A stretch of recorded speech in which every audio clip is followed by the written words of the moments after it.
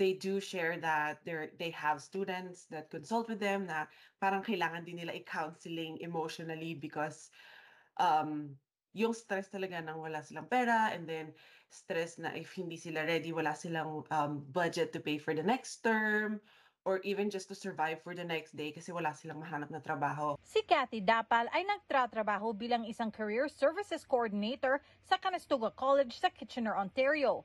Aniya, marami raw siyang naririnig na daing mula sa mga estudyante tungkol sa sitwasyong pinansyal nila ngayon semester.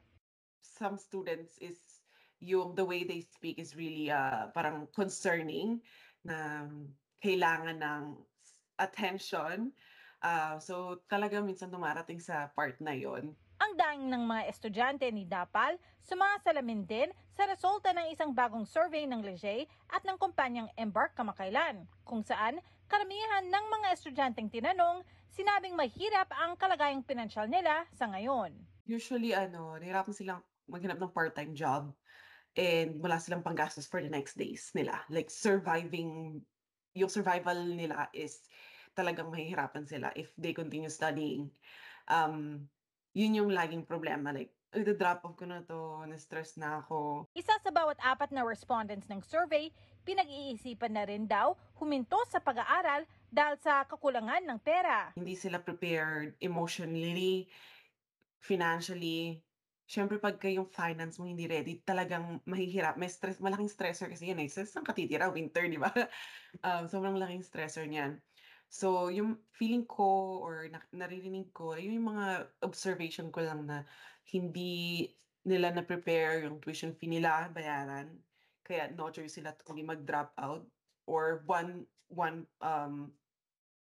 few subjects lang or courses lang makukuha nila. Ayon sa Embark, mas mabilis daw tumaas ang tuition fees kada taon kumpara sa target inflation rate. Dahilan kung bakit 64% sa mga estudyanteng tinanong naghanap na ng part-time job para makatulong sa gastusin.